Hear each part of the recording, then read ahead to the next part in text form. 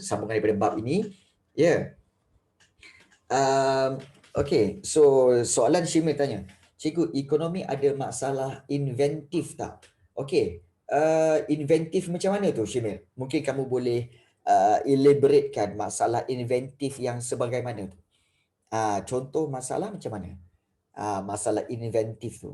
Adakah ianya berkaitan masalah masalah penciptaan ke, ataupun masalah dari sudut ekonominya ke, ataupun masalah dari sudut pentadbirannya ke? Jadi masalah inventif tu macam mana?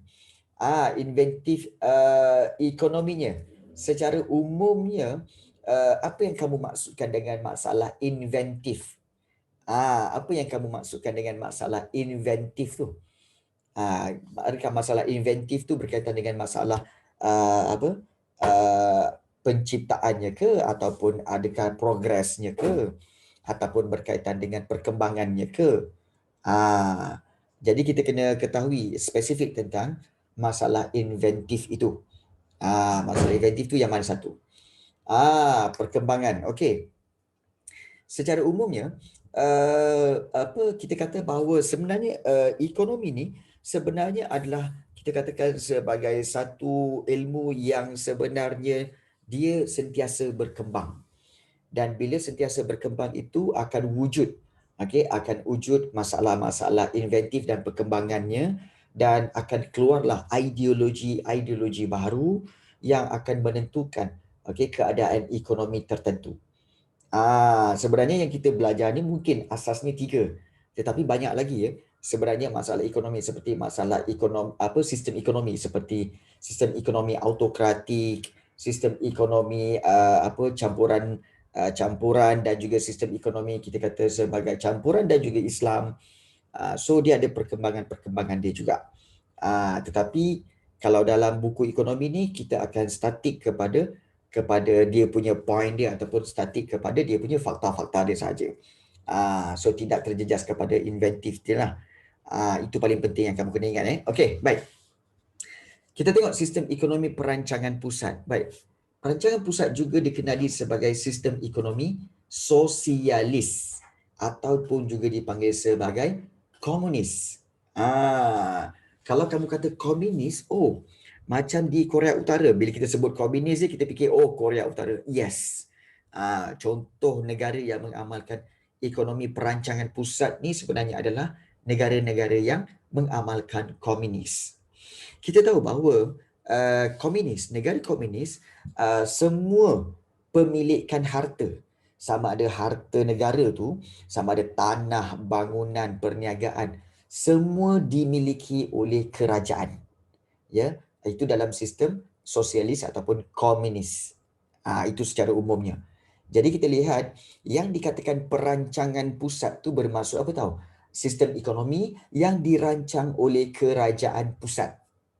Itu spesifik dia. Yang dirancang oleh kerajaan pusat. Sebab tu dipanggil perancangan pusat. Okay. Make it clear ya. Jadi kita lihat sistem ekonomi perancangan pusat ialah satu sistem ekonomi yang kerajaan atau badan perancangan pusat berkuasa penuh dalam segala aktiviti ekonomi dan membuat keputusan ekonomi. Jadi bagaimana dengan individu dengan pihak swasta ataupun firma?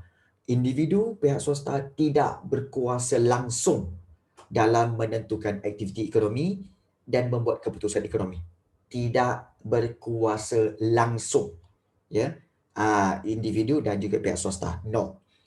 Jadi penggunaan dan pengagihan faktor pengeluaran ditetapkan oleh Badan Perancangan Pusat.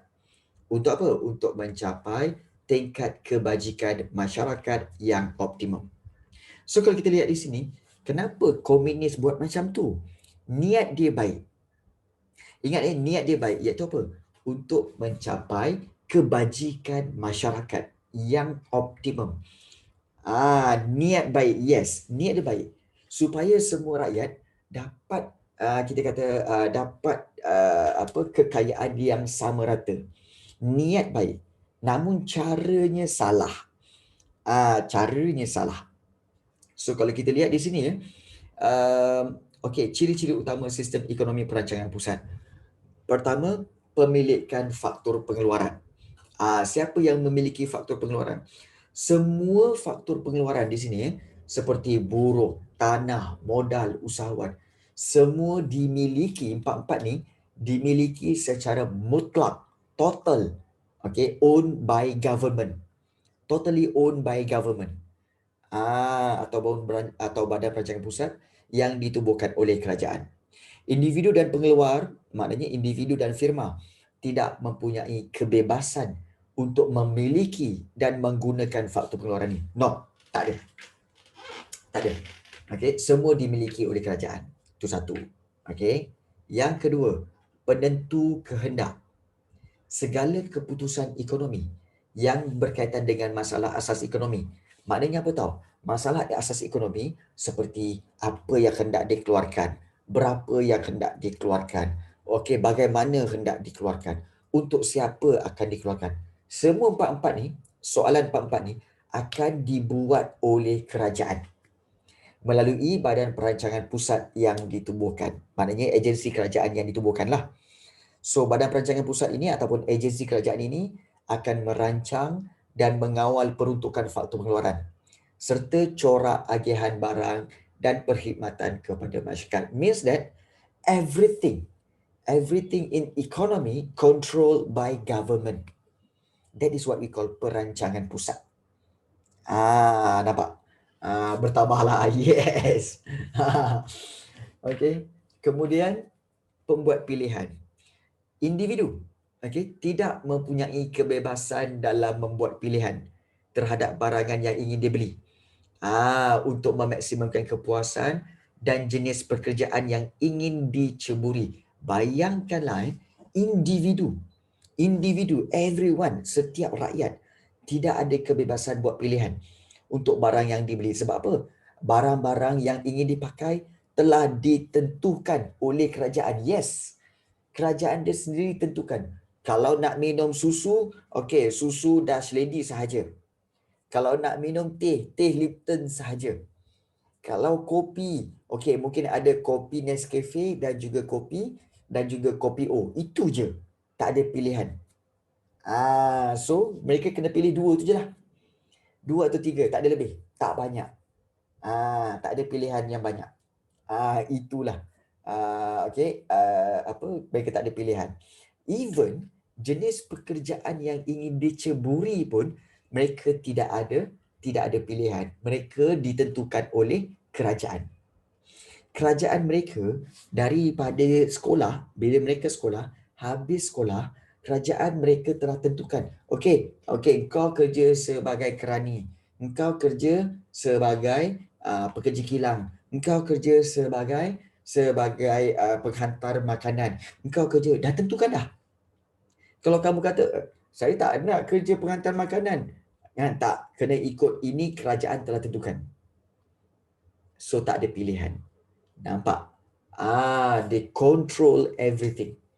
Even untuk bekerja pun, pekerjaan pun ditentukan oleh kerajaan. Itu pembuat pilihan. Jadi, kita lihat sini. Kemudian, kalau kita lihat seterusnya, iaitu contoh negara yang mengamalkan sistem ekonomi perancangan pusat ini adalah seperti Cuba dan Korea Utara. Itu yang kita telah lihat. Okey, baik. Kalau nak migrate boleh kan? Secara umumnya, Cuba boleh kot. Tapi Korea Utara tak boleh. Korea Utara kalau tak salah cikgu tak boleh migrate. Kamu kena stick di dalam negara tu. Tak boleh. Okey. Baik. Kelebihan dan kelemahan. Kita lihat di sini. Apakah kelebihan dan kelemahan bagi sistem ekonomi perancangan ini kita dah bincangkan kan? Ini kita dah bincangkan tentang kelebihan sistem ekonomi pasaran bebas. Kalau tak salah cikgu kita dah bincangkan tentang ini yang ini dah. Cuma kita hari ini nak tengok kelebihan dan kelemahan sistem ekonomi perancangan pusat. Okey. Kelebihan dan kelemahan sistem ekonomi perancangan pusat ni iaitu agihan pendapatan seimbang. Ini kelebihan. Iaitu semua barang dan perkhidmatan diagihkan secara sama rata. Maknanya tidak ada jurang pendapatan yang menjadi kecil. Maknanya apa tau? Jurang pendapatan ni bermaksud yang kaya dengan yang miskin. Okey, dia punya gap tu sangat besar. Tapi dalam perancangan pusat, there's no gap between yang kaya dan yang miskin. Semua sama je. Sama level.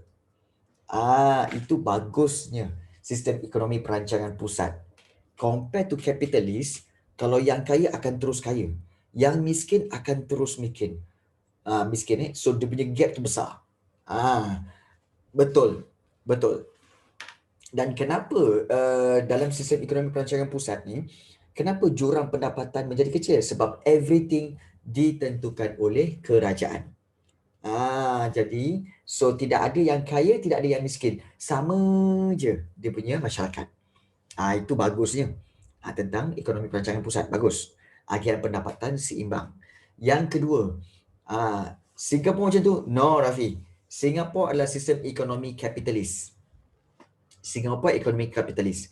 Iaitu yang kaya akan kaya, yang miskin akan miskin. So kalau kita lihat di sini perancangan pusat, barang awam dan kebajikan masyarakat diutamakan. Itu bagus. Maknanya kerajaan pusat, motif dia adalah kebajikan masyarakat. Maknanya mengutamakan masyarakat, mengutamakan rakyat. So kerajaan hanya akan keluarkan barang dan perkhidmatan yang diperlukan oleh masyarakat sahaja. Barang-barang yang tidak diperlukan oleh masyarakat tidak akan dikeluarkan. Sebagai contoh kalau kita lihat kerajaan akan keluarkan barang-barang seperti barang makanan beras, kemudian juga sayur, ikan dan sebagainya. So kalau coklat mungkin ada coklat, tapi cikgu tak yakin kerajaan-kerajaan macam ni akan ada macam Kinder Joy, kemudian macam Slurpee, tak ada. Itu semua tak ada. Itu semua tak ada sebab barang-barang itu tidak diperlukan oleh masyarakat. Jadi kerajaan hanya keluarkan barang-barang kita kata yang nak digunakan oleh rakyat saja. Okey, macam Syumi tanya macam siaran TV pun terhad kan cikgu? Yang diorang pilih je. Yes. Siaran TV pun sangat terhad. Kalau tak salah cikgu cuma ada 2 atau 3 saja channel yang ada. Dan apakah bahan-bahan TV, drama-drama ataupun filem-filem yang ditunjukkan, yang dipaparkan, yang ditayangkan, itu semua dipilih oleh kerajaan. So tak adalah filem-filem. Betul. Betul Syamil. So sangat-sangat terhad. Sangat-sangat terhad jadi itulah kelebihan kerajaan pusat ini kerajaan komunis. Kemudian kalau peruntukan sumber, kalau ada kekayaan, sumber-sumber ke arah kebajikan rakyat. Sebab faktor pengeluaran, 4 faktor pengeluaran iaitu buruh, tanah, modal dan usahawan tu, 4 faktor pengeluaran ini akan diagihkan melalui Badan Perancangan Pusat dan akan mengambil kira kos sosial yang mungkin berlaku. Maknanya apa? Contohnya kita ambil buruh buruh-buruh ni semua adalah kita kata sebagai sumber ekonomi ataupun faktor pengeluaran. Senarai buruh-buruh ni yang baru habis sekolah akan dihantar kepada perancangan pusat, Badan Perancangan Pusat, dan mereka akan tentukan berapa ramai kat sini yang akan kerja kilang, berapa ramai yang akan kerja kat pejabat, berapa ramai yang akan kerja sebagai penghantar makanan, berapa ramai yang kerja sebagai kontraktor. Dah tentukan dah kat situ. Kerajaan dah tentukan. Nampak tak? Jadi ini peruntukan sumber bagus ke arah kebajikan rakyat. So semua rakyat ada kerja. Bagus. Dan kalau kita lihat satu lagi yang bagusnya tentang perancangan pusat iaitu pengeluaran secara berskala besar. So sebagai pemilik faktor pengeluaran dan pengeluar tunggal dalam pasaran. Maknanya semua faktor pengeluaran milik kerajaan, semua barang pun milik kerajaan. So kerajaan dapat melakukan aktiviti pengeluaran secara besar-besaran dan menikmati ekonomi bidangan iaitu kos pengeluaran menjadi rendah dan harga barangan turut rendah. Maksudnya apa? Maksudnya, contoh macam kerajaan Korea Utara. So, kalau kerajaanlah yang akan keluarkan susu lembu, kerajaanlah yang akan keluarkan beras. So, bila nak keluarkan untuk susu dan beras ni, untuk seluruh negara Korea Utara, so kerajaan Korea Utara akan keluarkan secara besar-besaran. Bila buat secara besar-besaran, kosnya adalah lebih murah sebab dibuat secara besar-besaran. So, dengan kos yang lebih murah, maka harga barangan dia pun rendah. Itu kelebihan di Korea Utara. Sebab pengeluaran secara berskala besar ini akan menyebabkan harga barangan dia rendah dan murah. Itu kebaikan dia. Tetapi kelemahan sistem ekonomi memang banyak. Pertama sekali, pilihan individu terhad. Means apa? Masyarakat tidak mempunyai kebebasan. Semua pilihan dan keputusan dibuat oleh kerajaan. Sebagai contoh, kalau kamu pernah baca di Korea Utara, ya, semua terkawal. Di Korea Utara, fashion rambut untuk perempuan ada, kalau tak silapnya, ada 20 gaya fashion yang dibenarkan. Fashion lain tak boleh. Ada 20 fashion saja, fashion rambut yang dibenarkan. Untuk lelaki ada 6 ke 7 je fashion rambut yang dibenarkan untuk lelaki. Yang lain-lain tak boleh. Nampak tak? So, semuanya dikawal oleh so pilihan individu sangat terhad. Tak ada pilihan. Pilihan sangat sikit lah. Bukan tak ada pilihan, tapi pilihan tu sikit sangat. Itu yang pertama. Yang kedua, kurang motivasi dan insentif bekerja kuat. Individu tidak dibenarkan mengumpulkan kekayaan secara bebas. Tak dibenarkan kumpul kekayaan. Jadi keadaan ini tidak menggalakkan mereka untuk terus bekerja dan berusaha keras. Yalah, kalau dia kata apa? Kalau rakyat kata apa? Kalau aku kerja overtime pun kan dapat yang sama. Baik, tak payah kerja overtime, kerja biasa je. Tak boleh. Okay, bisnes, kalau buat bisnes pun akan menjadi milik kerajaan. Bukan milik individu, bukan milik firma. Kalau buat bisnes pun milik kerajaan. Bukan milik individu, bukan milik swasta. Okay.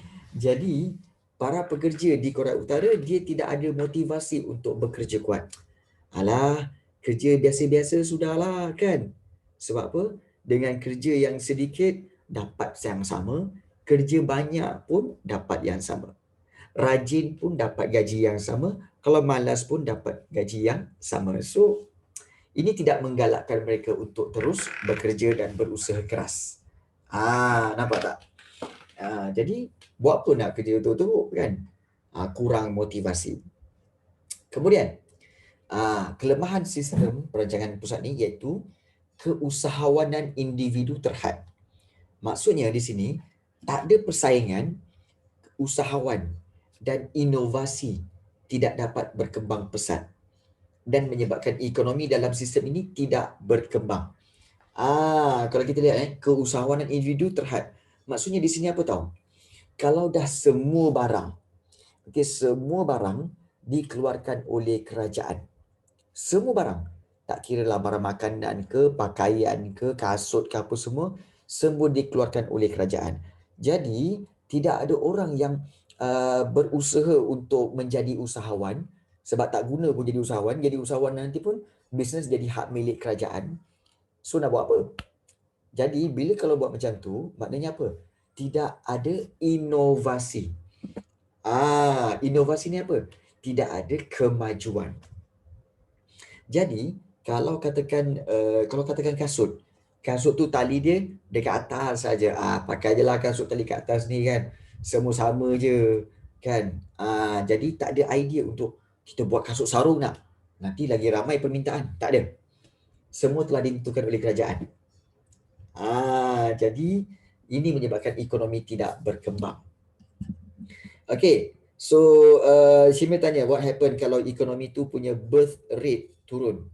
What it means by birth rate? Ekonomi tu punya birth rate, maksudnya apa? Maksudnya kadar kelahiran di negara itu turun ke? Adakah kalau kadar kelahiran di negara itu turun, jadi kalau katakan dimensionkan tentang kadar kelahiran itu turun, sebenarnya sampai ke tahap perkahwinan dan kelahiran, okey, juga ditentukan oleh kerajaan. Juga ditentukan oleh kerajaan. Jadi sampai ke tahap birth rate pun dikawal oleh kerajaan. Sampai tahap macam tu. Itu di perancangan pusat. Okey. Baik. So, ini tak boleh. Okey. So, risiko kesilapan dalam membuat keputusan. Keputusan ekonomi ditentukan oleh sekumpulan kecil pemerintah di peringkat pusat. Risiko membuat keputusan yang tidak tepat adalah tinggi dan boleh menjejaskan kebajikan rakyat. Di mana kesilapan membuat keputusan oleh kerajaan boleh berlaku. Jadi bila boleh berlaku, maka kalau berlaku kesilapan akan menjejaskan kebajikan rakyat. Sebab apa juga keputusan yang dibuat ditentukan oleh kerajaan tu, keputusan kerajaan itu akan menjejaskan seluruh negara. Seluruh negara. Ada berapa juta penduduk tu. Jadi seluruh negara akan terjejas. Itu sebenarnya risiko kesilapan dalam membuat keputusan. So, itu kelemahan-kelemahan dalam sistem ekonomi perancangan pusat. So, kita tak pernah merasa tentang perancangan pusat ni. Namun, daripada apa yang kita lihat di sini, kita dapat bayangkan bahawa sebenarnya sistem ekonomi perancangan pusat ataupun sistem ekonomi yang komunis ini sebenarnya, sistem ekonomi komunis ini sebenarnya adalah telah menyekat kebebasan asasi manusia. Telah menyekat kebebasan asasi manusia. Yes. Jadi itu adalah kita katakan sebagai sesuatu yang tidak baguslah sebenarnya. Baik. So kita dah belajar tentang sistem ekonomi pasaran bebas, sistem ekonomi perancangan pusat. Yang ketiga, sistem ekonomi campuran. So, kelemahan-kelemahan yang wujud dalam sistem ekonomi pasaran bebas tadi dan sistem ekonomi perancangan pusat tadi telah mewujudkan sistem ekonomi yang ketiga, iaitu campuran. Sistem ekonomi campuran ini ialah satu sistem ekonomi yang gabungkan pelbagai ciri kebaikan ekonomi pasaran bebas dan perancangan pusat gabungkan menjadi campuran. So ini yang paling kita kata sebagai yang paling ideal, yang paling kita kata yang paling stable dan yang paling banyak digunakan dalam negara. Betul. Negara kita adalah ekonomi campuran. Yes, negara kita adalah ekonomi campuran. Kita lihat dalam sistem ekonomi campuran, pihak kerajaan dan kuasa pasaran ataupun mekanisme pasaran bersama-sama memainkan peranan yang penting. Kalau untuk para pelajar yang mungkin tak faham, cikgu, kuasa pasaran dan mekanisme pasaran ni apa benda, cikgu? Okay, let me explain. Kuasa pasaran atau mekanisme pasaran ni bermaksud apa? Adanya permintaan, adanya penawaran. Okey, siapa yang buat permintaan? Individu atau isi rumah. Siapa yang buat penawaran? Iaitu firma. Maknanya di sini senang cerita bahawa sebenarnya dalam sistem ekonomi campuran, pihak kerajaan dan pihak individu serta firma yang ada dalam kuasa pasaran bersama-sama memainkan peranan yang penting dalam ekonomi. So bersama-sama memperuntukkan faktor pengeluaran dan sama-sama menyelesaikan masalah asas ekonomi untuk menjamin aktiviti ekonomi berjalan dengan lancar dan produktif. Yes, ini baru kita kata sebagai satu yang open-minded lah.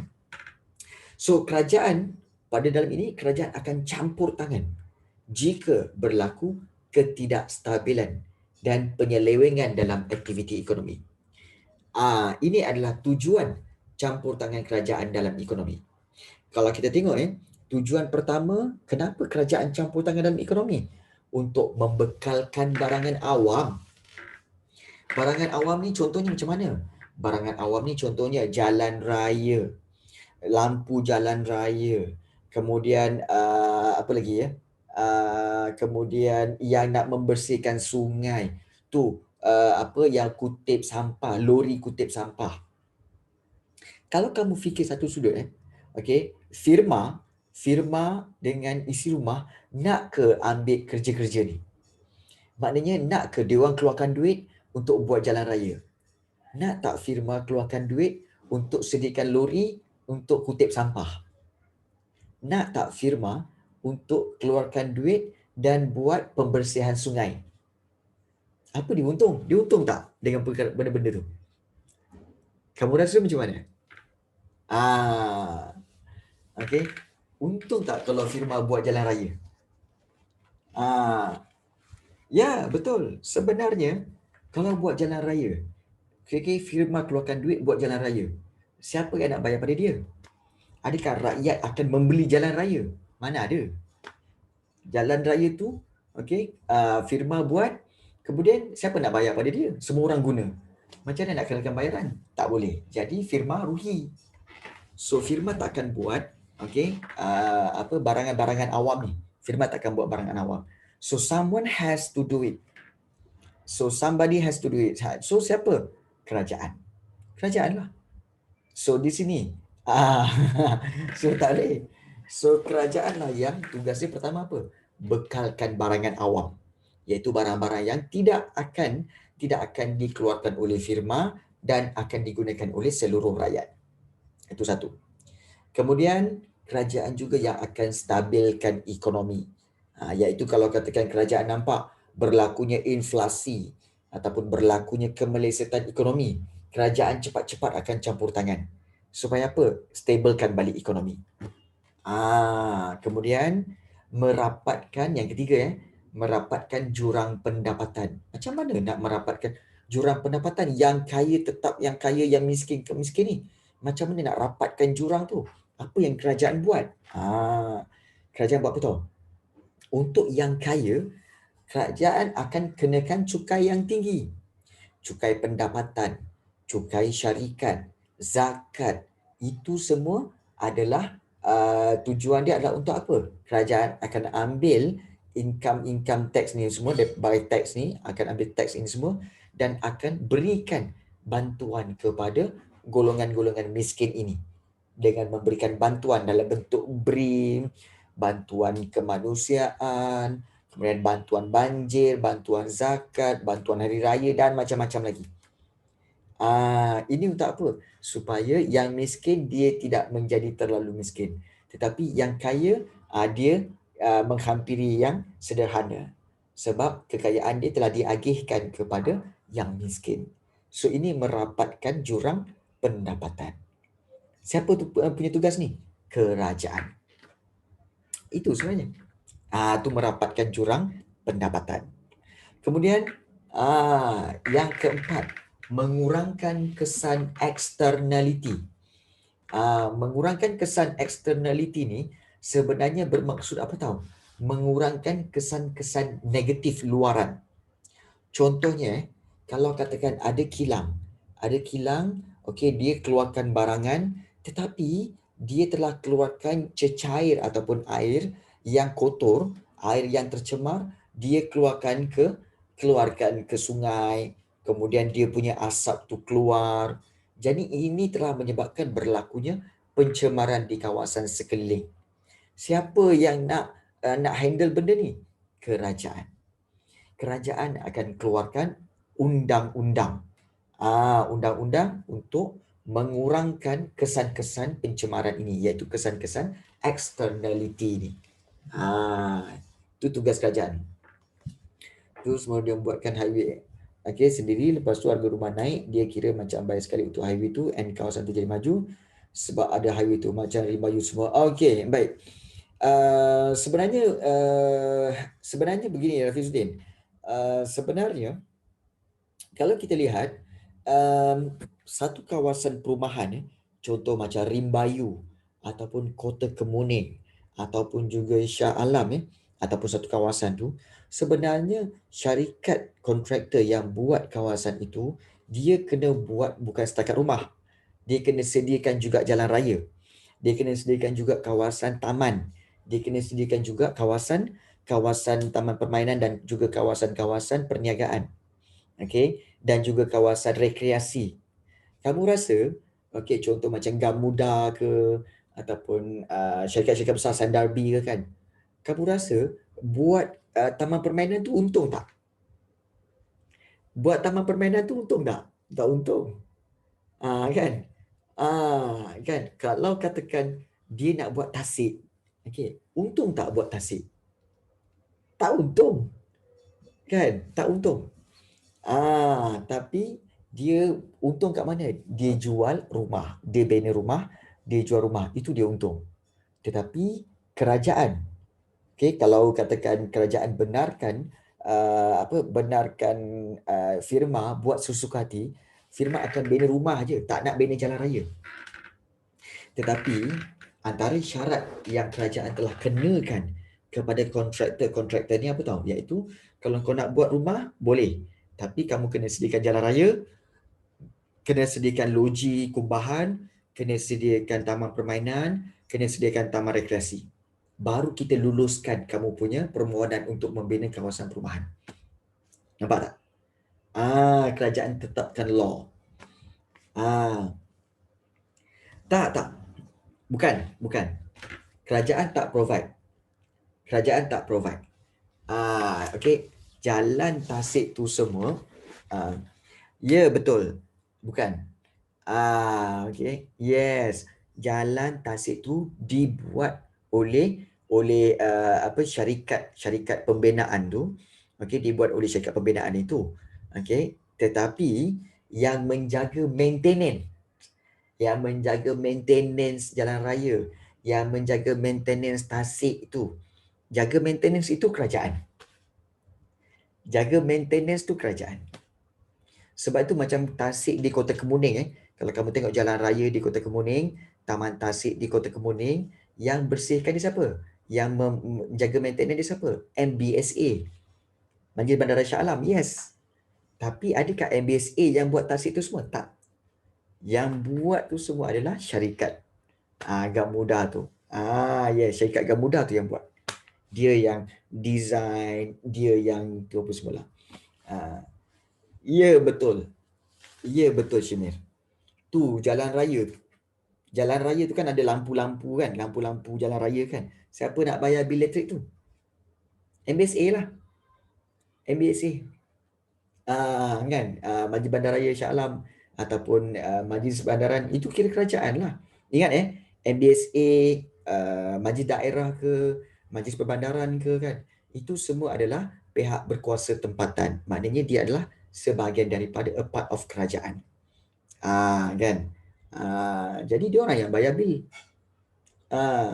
Takkanlah kan, jalan raya tu walaupun jauh daripada rumah kamu, ada lampu kat situ kan. Lampu ni ini bil dia saya bayar. Yang tiang sana tu, yang tiang tu dia yang bayar. Yang tiang sana tu, dia yang bayar. Tak ada. Okey, tak ada. Jadi yang menyediakan yang bayar tu adalah kerajaan. Yes, serabut macam tu. Jadi itulah peranan kerajaan dalam sistem ekonomi campuran. Baik.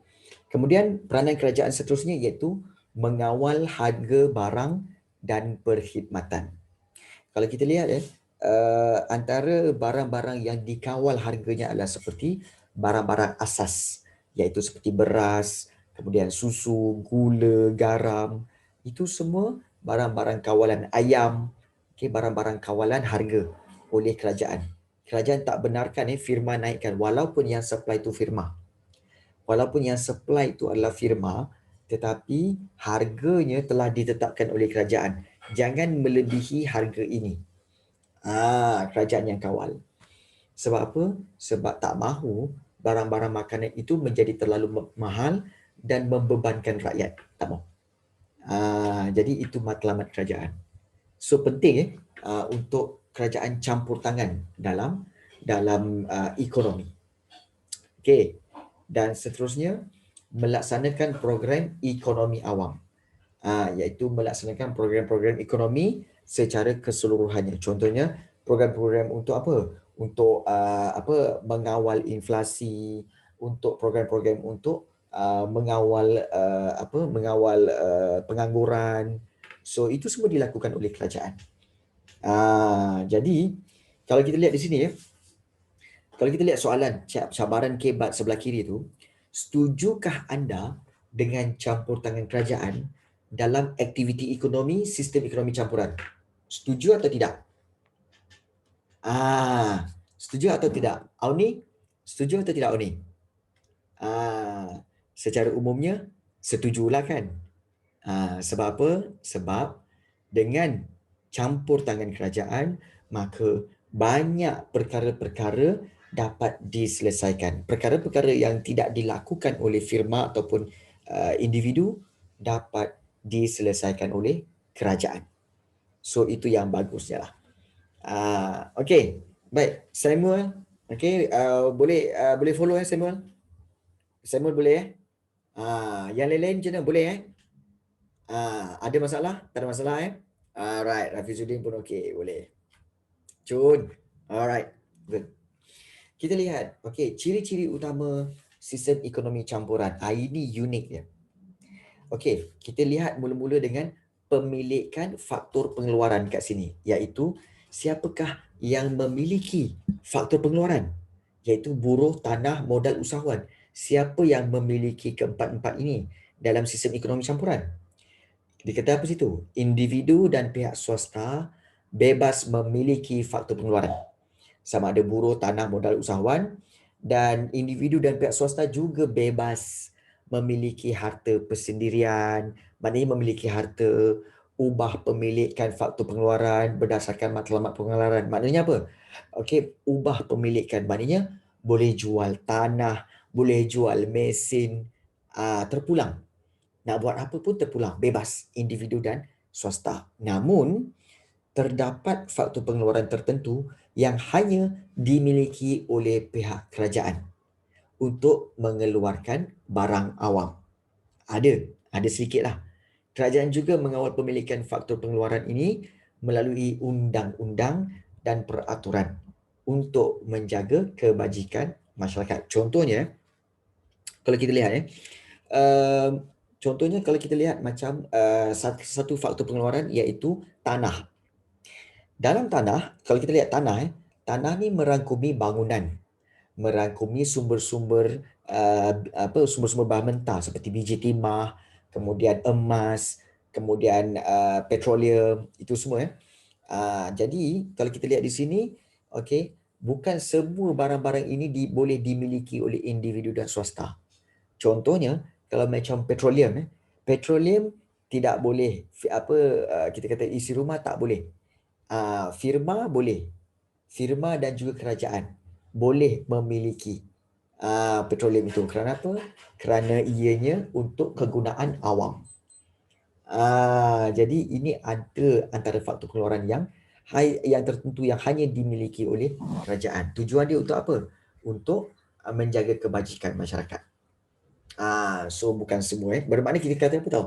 Tiga-tiga ni terbabit dalam pemilikan faktor pengeluaran. Okey. Kemudian penentu kehendak.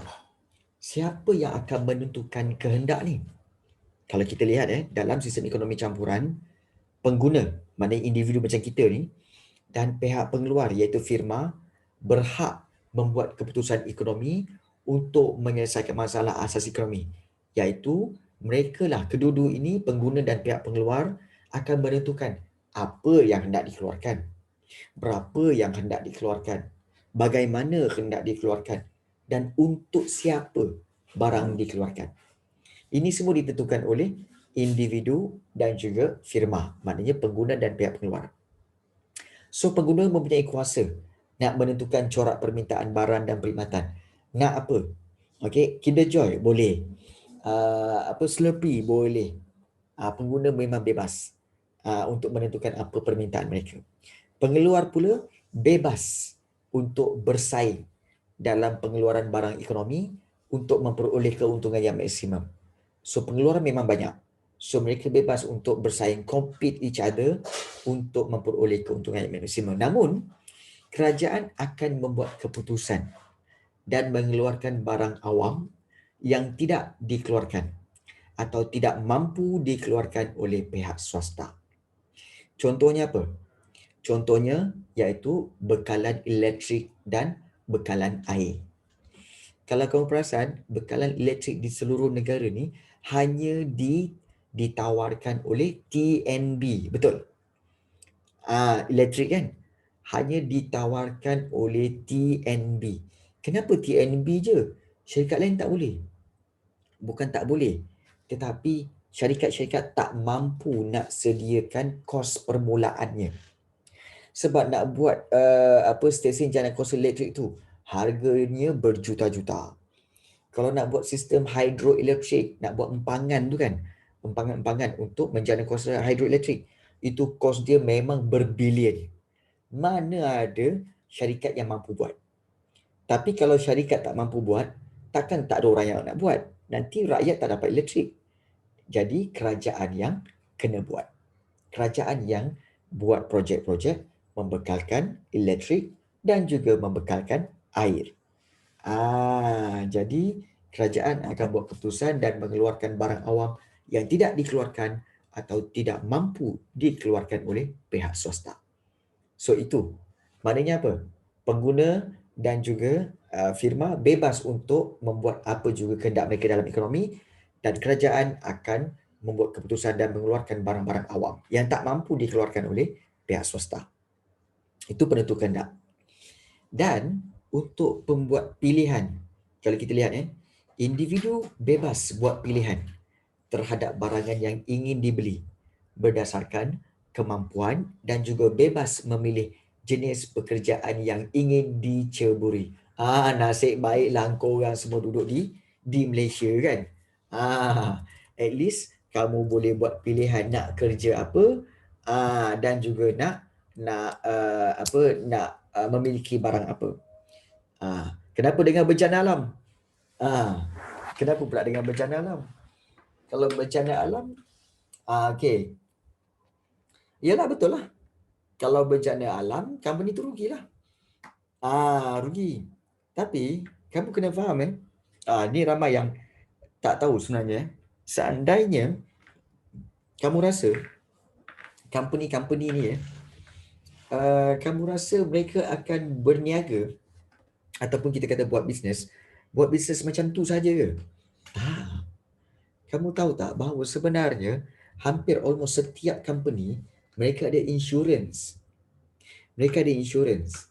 Contoh paling utama lah, cikgu bagi contoh iaitu contohnya bank. Kamu tengok bank, dia kan ada mesin ATM kan? Mesin ATM cash withdrawal punya ATM ataupun cash deposit punya ATM semua kan? Kamu tahu tak setiap mesin itu dia ada insurance-nya. Setiap mesin tu ada insurance-nya. Dia bank bayar insurans yang tinggi untuk ATM itu. So, seandainya ATM itu dirompak, ataupun dicuri, jadi dia orang boleh claim untuk mendapat pampasan daripada syarikat insurans. Dapat claim. Jadi, kerugian akibat kehilangan mesin ATM itu telah dapat dikurangkan. Ya, betul, Rafizuddin. Macam kita lah. Even business pun ada insurance dia. Business pun ada insurance. Yes. Even bank, even kedai kereta, kedai workshop pun, kalau dia insurance kan dia punya kedai, kan, untuk kebakaran, suddenly dia punya kedai terbakar. So dia boleh tuntut pampasan untuk mengurangkan ganti rugi ataupun mengurangkan kerugian akibat daripada kebakaran tu. So itu kegunaan insurance. Itu kegunaan insurance. Okey. Okey, cikgu, syarikat kerajaan kan dia bukan bertujuan untuk untung, malah lebih kepada perkhidmatan. Yes, betul. Betul. Syarikat kerajaan kan dia bukan, betul? Malah lebih kepada perkhidmatan. Yes, betul. Sebagai contoh macam TNB dan juga Syabas, kan? TNB, Syabas selalu rugi? Tak. Tak. Okey. Tapi mana yang tukang kasih insurans tu dapat duit? Okey. Okey. Baik, kita jawab Rafizuddin punya soalan dulu ya. Syarikat kerajaan kan dia bukan bertujuan untuk untung, malah lebih kepada perkhidmatan. Dan syarikat dia selalukan rugi. Tak. Sebenarnya walaupun dia memang tak juga Rafizuddin. Sebenarnya contoh macam TNB TNB kalau kamu lihat dia punya charge elektrik dia tu, okey, cikgu tanyalah, berapa ramai kat sini bil elektrik dia bawah daripada RM200? Sila raise hand. Cikgu nak tengok. Ada tak bil elektrik rumah kamu bawah RM200? Rafizuddin tak ada. Tak ada tak ada. Audi, Samuel, tak ada kan? Semua atas RM200, betul? Jadi kalau kita lihat di situ, tak. Sebenarnya kamu boleh dapat bawah lagi daripada 200 kalau kamu berjimat lah kan. Tapi sebenarnya kalau atas 200, bayangkanlah kalau satu rumah tu RM200, okey, RM200. Berapa pula juta rumah yang ada di Malaysia ni. Bayangkan tiap-tiap bulan dia kutip bil tu. Maknanya kutip bayaran bil elektrik tu. Agak-agak kamu tak untung ke? Untung. Untung. Untung gila. Ya betul. Untung memang untung gila-gila. Kau-kau punya. Tiap-tiap bulan tu. Okay, syarikat pos laju. Yes. Okay, Rafizuddin tanya. Macam syarikat pos laju. Okay. Okay. Diorang cakap diorang rugi. Okay. Baik. Baik. Pos laju. CEO diorang tak rugi. Okay. Baik. Sebenarnya Rafizuddin, Pos Laju adalah sebahagian daripada sub-company kepada Pos Malaysia. Pos Malaysia besar tau. Pos Malaysia besar dan salah satunya adalah Pos Laju. Okey, salah satu bahagian dia adalah Pos Laju. So, Pos ni, syarikat Pos ni, walaupun dia, okey, maksud Pos Malaysia okey. Pos Malaysia lah, kita kata Pos Malaysia. Kenapa dia rugi? Kerana ramai orang sekarang ni menghantar barang guna apa? JNT lah, Ninja lah, okay, Grab lah, kan? Kemudian Lala Move lah, kemudian Bungkus Seat lah, banyak pilihan, betul tak? Kan, banyak pilihan sekarang ni. Okay, yang courier banyak. So, ramai yang tidak lagi menggunakan Pos Malaysia. Okay, ramai yang tak gunakan Pos Malaysia. Tetapi, jadi menyebabkan Pos Malaysia ni rugi. Tetapi Pos Malaysia kalau rugi kena tutup ke? Tidak boleh. Tidak boleh. Kerana apa? Kerana Pos Malaysia adalah salah satu badan kerajaan. Di mana mau tak mau dia kena run. Dia kena run. Walaupun dia rugi, dia kena run. Tak apa.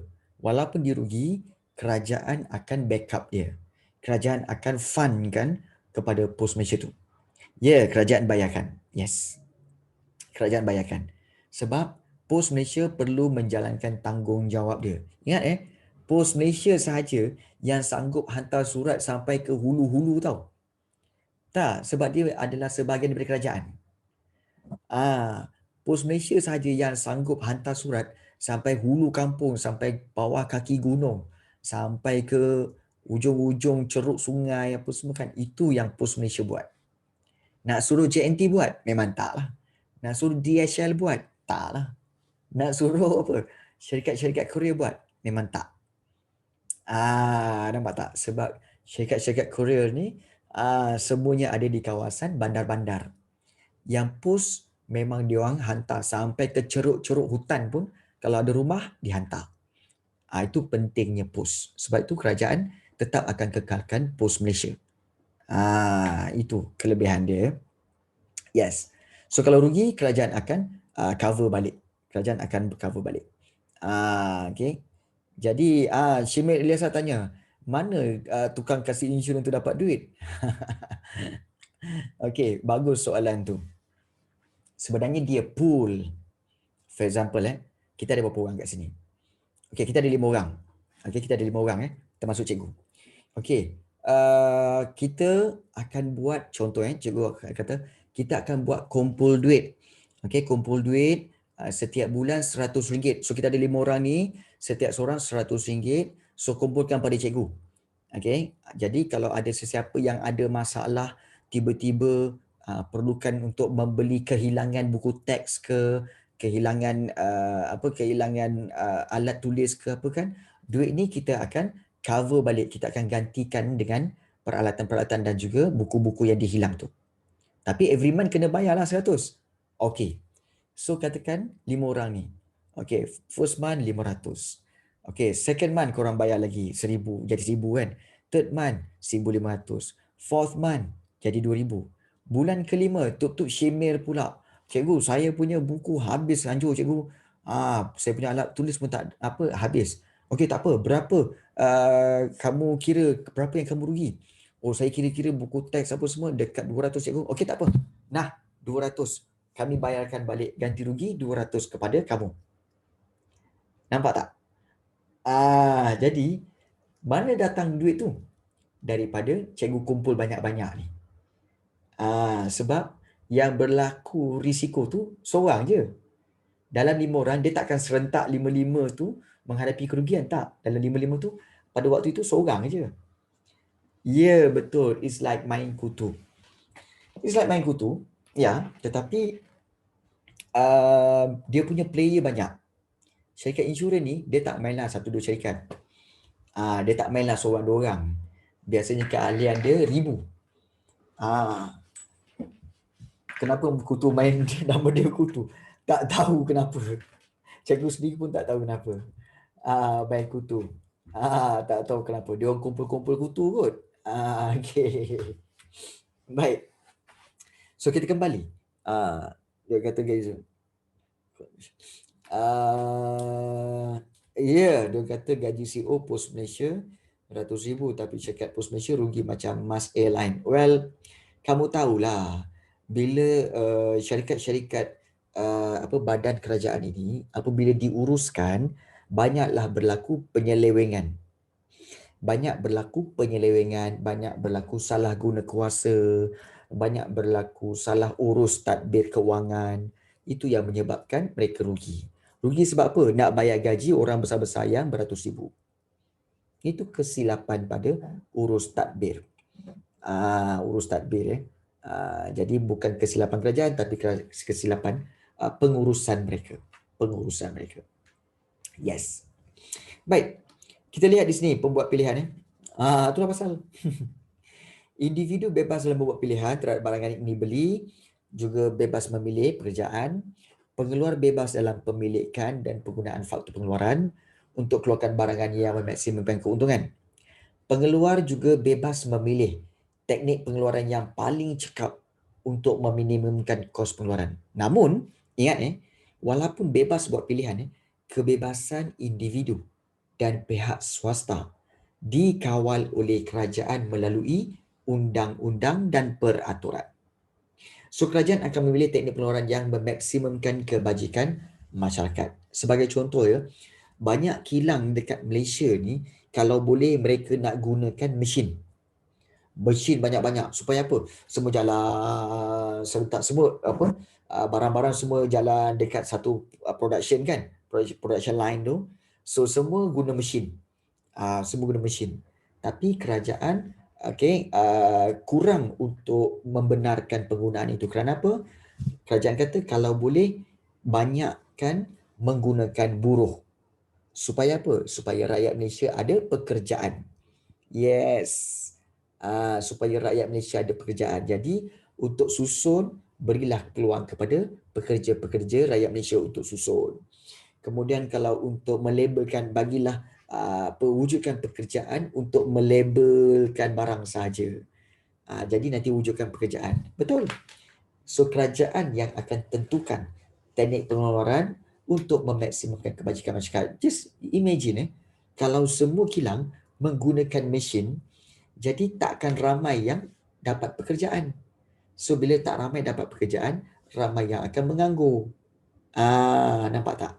Jadi sebab tu kerajaan tak nak gunakan totally machine. Kalau boleh, gunakan juga buruh. Supaya apa? Supaya dapat memaksimumkan kebajikan masyarakat. Yes. So contoh negara yang guna sistem ekonomi campuran ini adalah Malaysia, Thailand, Singapura. Ini rata-ratanya menggunakan sistem ekonomi campuran. Jadi kalau kita lihat ini, itulah dia yang dikatakan sebagai sistem ekonomi. Ada 3 sistem ekonomi yang kita pelajari. Sistem ekonomi pasaran bebas, kemudian perancangan pusat dan juga sistem ekonomi campuran. So, setakat ni ada masalah tak? Ada apa-apa soalan nak tanya sebelum cikgu proceed lagi kepada seterusnya penyelesaian masalah asas ekonomi? Ada apa-apa soalan nak tanya? Bagus, Syimil dan juga Rafizuddin kerana ada yang bertanya. Okey. Baik, bagaimana dengan Auni dan juga Samuel? Okey je Okey, bagus. Alright. Okey, baik. Kita pergi sikit saja lagi untuk penyelesaian masalah ekonomi. Masalah asas ekonomi oleh sistem ekonomi. Okey. Kembali kepada fakta sebelum ini, iaitu ekonomi ada 2 masalah. Masalah ekonomi dan masalah asas ekonomi. Ingat tu. Masalah ekonomi ialah berkaitan dengan 3 perkara, iaitu kekurangan, pilihan, kos lepas. Itu masalah ekonomi. Masalah yang kedua ialah masalah asas ekonomi, di mana masalah asas ekonomi ini berkaitan dengan 4 soalan, iaitu apa yang hendak dikeluarkan, berapa yang hendak dikeluarkan, bagaimana hendak dikeluarkan, dan untuk siapa barangan dikeluarkan. So, untuk 1.2.3 ni, bagaimana sistem ekonomi 3 tadi, pasaran bebas, perancangan pusat dan juga sistem ekonomi campuran menyelesaikan masalah 4 ni. Iaitu apa, bagaimana, berapa, untuk siapa ni. Macam mana mereka selesaikan. Okey, kita lihat dulu ya. Sistem ekonomi pasaran bebas. Bagaimana selesaikan apa yang hendak dikeluarkan? Pasaran bebas ialah laissez-faire, iaitu kita kata sistem ekonomi kapitalis. So, apa yang hendak dikeluarkan diselesaikan melalui kuasa permintaan pengguna dan kuasa penawaran firma di pasaran. Ini yang akan menentukan tingkat harga dan kuantiti barang atau perkhidmatan. Laissez-faire, bukan laissez-faire. So, dalam ekonomi pasaran bebas, apa yang hendak dikeluarkan bergantung pada ada tak permintaan daripada pengguna. Okey, ada. Kemudian dah tentu, okey, firma pula akan menawarkan barangan itu. Berapa banyak? Bergantung kepada persilangan tu. Persilangan antara 2 garisan itu dipanggil sebagai keseimbangan. So di situlah harga akan ditetapkan. Itu dipanggil kita kata sebagai kuasa pasaran ya, yang akan menentukan tingkat harga dan kuantiti barang. Maknanya apa? Senang cerita apa tahu? Apa yang hendak dikeluarkan bergantung kepada apa yang diminta oleh pengguna. Ya, di mana ada permintaan, di situ ada penawaran. Yes. So pengguna ada kebebasan. Maknanya individu macam kamu ya, bebas memilih dan membeli barangan yang diingini bagi mencapai kepuasan yang maksimum. Pengeluar pula akan keluarkan barangan yang ada permintaan yang tinggi dalam pasaran untuk memperoleh keuntungan yang maksimum. Jadi dalam sistem ekonomi pasaran bebas, okey, iaitu individu dan juga firma akan menentukan apa yang hendak dikeluarkan. Berapa yang hendak dikeluarkan pula? Soalan kedua, iaitu diselesaikan juga melalui mekanisme pasaran, iaitu bergantung kepada permintaan dan penawaran. Jadi berapa yang hendak dikeluarkan bergantung kepada berapa banyak permintaannya dan berapa banyak yang kita boleh supply ataupun firma boleh supply. Jadi interaksi antara kuasa permintaan dan penawaran dalam pasaran akan menentukan jumlah kuantiti barangan yang akan dikeluarkan. Baik, mungkin kamu ramai yang mungkin yang mungkin blur, cikgu. Pembeda mekanisme pasaran dan kuasa pasaran ni. Maknanya senang cerita kalau kamu nak faham, iaitu berapa yang hendak dikeluarkan bergantung kepada permintaan individu dan berapa banyak yang boleh firma keluarkan. Itu je. Kalau nak tengok tentang pasaran, kita akan belajar bab 2 nanti. Bab 2 nanti kita akan lihat macam mana permintaan, macam mana penawaran. Itu. Okey, soalan yang ketiga. Bagaimana hendak dikeluarkan?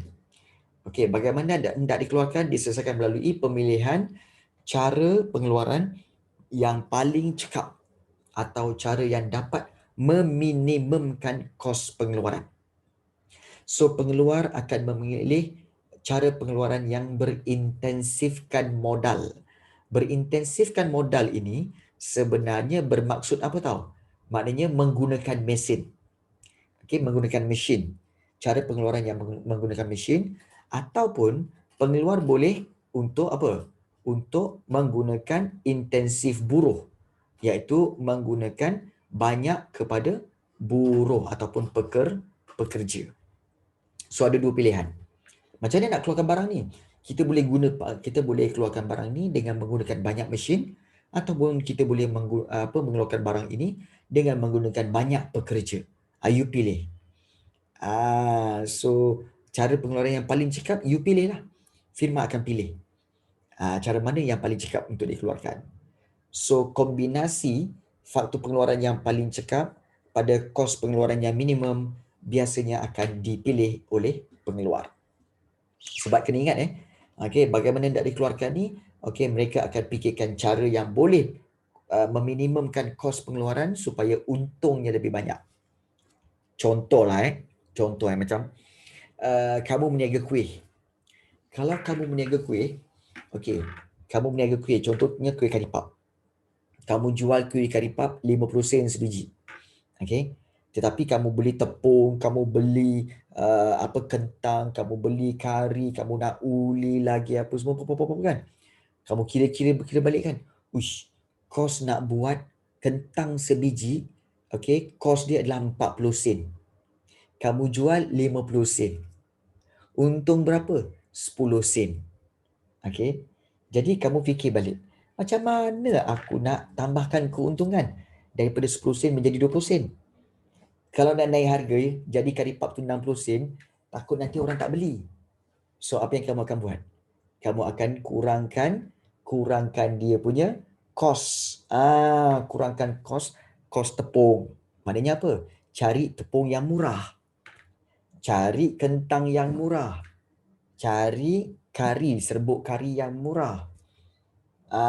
Dengan cara kurangkan kos itu, maka bila kamu dah kalkulate balik kan, uish, sekarang baru dapat dengan guna tepung ini, dengan gula ini, dengan kentang ini, kita kira-kira balik, boleh dah dapat sebiji kentang, sebiji karipap, kita dapat kos dia 30 sen je. Kita jual 50 sen. Maknanya dah naik untung 20 sen. Baik. Selalunya murah low quality dok cikgu. Ya, betul. Selalunya murah dikaitkan dengan low quality. Yes. Jadi, nak buat macam mana? Kan? Jadi itulah pilihan yang ada. It's up to you. Some of the people, they orang lebih prefer yang murah. Quality is okay. Kan? Ada orang yang prefer quality. The price, it's okay. Tak ada masalah. Mahal pun tak apa. Ada orang macam tu. So, terpulanglah. So, prefer quality. Ya, betul. Terpulanglah. Tak ada masalah. Kan? Dalam isu ni, dia bergantung kepada tepuk dada tanya selera. Kamu sendiri yang boleh tentukan. Dia tak boleh, kita kena prefer quality saja. Tak, kita kena prefer kos yang murah. Contohnya, kalau kamu belajar tak? Kamu faham tak? Dekat Malaysia ni, ada 3 kategori masyarakat. Iaitu B40, M40, T20. Pernah dengar? Tahu kan? Pernah tahu kan? Tahu kan? B40, B40, M40, T20. B40 maknanya, ya betul. B40 ialah below okey, below gaji dia di bawah daripada gaji minimum, okey, pendapatan keluarga itu, pendapatan isteri rumah itu di bawah daripada pendapatan yang sepatutnya, dan dia ada, kalau dalam rakyat Malaysia ni, ada 40% yang pendapatannya di bawah pendapatan yang sepatutnya. So itu B40. M40 yang kat tengah pula ialah middle. Middle ni biasanya gaji antara, katakan lebih kurang dalam antara 3,000 hingga, kalau tak silap cikgu, 10,000 ke 11,000. Itu M40. Tu middle, M tu middle. So 40 tu 40%. 40% lagi rakyat Malaysia ada dalam M. Dalam M40. Kan. Cikgu rasa macam kita semua ni mungkin M40 lah. Kita semua ni dalam M40. Kemudian yang atas dia lagi iaitu T20. T20 ni biasanya pendapatan dia antara 11,000 hingga 20,000 sebulan. Okey, 11,000 hingga 20,000 sebulan. So T20, dan T tu ialah top, 20 tu ialah 20%. 20% rakyat Malaysia berada dalam kategori ni.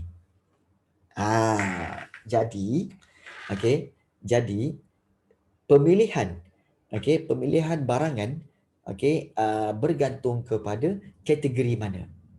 Normally, kalau orang yang berada di kategori B40, dia akan lebih prefer kepada low cost. Lebih murah, lebih baik. The cheaper, the better. Okay. The quality is okay. Sebab apa? Nak jimat. Quality kita tahu, beli murah-murah tapi memang akan rosak dalam seminggu, 2 minggu. Tak apa, nanti kita beli lagi. Okay. Untuk yang M40, mereka ada yang setengahnya nak yang the cheaper, the better. Tetapi ada yang go for, okay, the quality is better. But for the T20 tu, biasanya T20 dia akan refer kepada the quality lah. Kan? So depends kepada kategori mana anda. Itulah biasanya ya di masyarakat kita. Dia depends pada di mana kategori kita. Adakah kita di B40 atau M40 atau T20. Itu bergantunglah. Okay. Ya. Baik. Kemudian yang terakhir, untuk siapa dikeluarkan dalam pasaran bebas, untuk siapa dikeluarkan diselesaikan melalui corak agihan pendapatan wang masyarakat dalam sistem ekonomi pasaran bebas. Golongan yang berpendapatan tinggi mempunyai kuasa beli yang lebih tinggi dan akan memperoleh lebih banyak barang berbanding dengan golongan yang berpendapatan rendah lah. Jadi agihan kekayaan dalam masyarakat adalah tidak sama rata dan kebajikan masyarakat bukan yang diutamakan. Ini yang banyak berlaku di Amerika Syarikat, di mana paling penting siapa yang berpendapatan tinggi dia ada kuasa beli lebih. Siapa yang berpendapatan rendah, okey, dia akan dapat barang yang rendah lah, yang kualitinya rendah. Kemudian ada tak bahagian-bahagian yang charity ataupun kita kata sebagai bantuan-bantuan kerajaan kepada golongan-golongan miskin? No, tak ada. Kebajikan masyarakat ni bukan yang diutamakan. Itu. So, dalam sistem ekonomi pasaran bebas, untuk siapa dikeluarkan bergantung kepada golongan ataupun corak agihan pendapatan wang. Sebagai contoh, kalau kita lihat kalau katakan sesebuah syarikat itu, kita ambil dua. Pengeluar phone, okay, Apple dan juga Samsung. Apple dia keluarkan iPhone. Okey, kalau kita tengok iPhone ni sebenarnya adalah untuk apa? Untuk golongan yang berpendapatan tinggi. Sebenarnya untuk M40 dan T20. B40 tak payahlah pakai iPhone. Tak payah. Sebab apa? Sebab memang firma itu, Apple tu keluarkan iPhone untuk M40 dan T20. Untuk golongan yang berpendapatan tinggi. Okay. Jadi, kalau kita compare kepada Samsung pula, Samsung, dia ada Galaxy kan, dia ada macam-macam model. Model yang harga RM300 sampai ke RM1,000, sampai ke RM2,000, sampai ke RM5,000 pun ada. Maknanya apa? Maknanya Samsung keluarkan phone untuk semua jenis masyarakat. Kalau orang tu berpendapatan rendah, miskin, ini model yang RM300, RM500, RM800, inilah dia phone-nya. Kalau golongan yang M40, inilah dia phone-nya. Okey, yang harga RM1,500, RM2,000, RM2,500, RM3,000, ini dia. Kalau golongan T20, ini dia phone untuk golongan T20 yang RM5,000 semua. Jadi untuk siapa dikeluarkan bergantung kepada pendapatan masyarakat masing-masing. Jadi itulah yang berlaku kepada sistem ekonomi pasaran bebas, iaitu bagaimana mereka menyelesaikan soalan-soalan asas ekonomi ini dengan cara yang banyak dibabitkan individu dan firma. Kerajaan ada tak dalam ni? Tak ada. Kalau kamu tengok dalam sistem ekonomi pasaran bebas, penyelesaian masalah asas ekonomi ni tak ada pun kerajaan. Semua pengguna dan pengeluar. Pengguna, pengeluar. Pengguna, pengeluar. Kerajaan tak ada. Itulah dia sistem ekonomi pasaran bebas. Yes. Okey. Ada soalan nak tanya? Kita dah pergi kepada penyelesaian masalah asas ekonomi.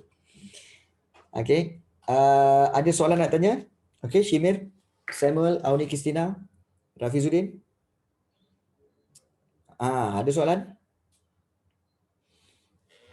Tak ada Okey, sebaik habis saja bab ni dah nak habis dah ni. Minggu depan bab ni habis, bab 1. Yes, okey. So Rafizuddin, exam bulan depan, ekonomi masuk bab 1 ke? Bab 1 ni ke? Masuk. Bab 2 masuk juga ke? Oh. Okey, tak apa. InsyaAllah minggu depan selepas kita selesai untuk habis bab 1, cikgu akan berikan kamu set-set soalan dan juga yang berbentuk objektif, yang juga berbentuk struktur dan esei untuk kamu jawab, dan kita nak tengok macam mana kamu nak menjawab, cara-cara untuk menjawab soalan-soalan struktur dan esei dalam ekonomi. Okey, cikgu akan bantu kamu. Okey, cikgu tahu semuanya akan ada exam juga. Jadi cikgu akan bantu untuk teknik menjawab. Okey, untuk menjawab tapi daripada bab 1 lah. Bab 1 dulu yang kita sempat. Okey. Boleh Rafizuddin? Boleh cikgu harap itu memadailah untuk membantu kamu. Yang lain-lain macam mana?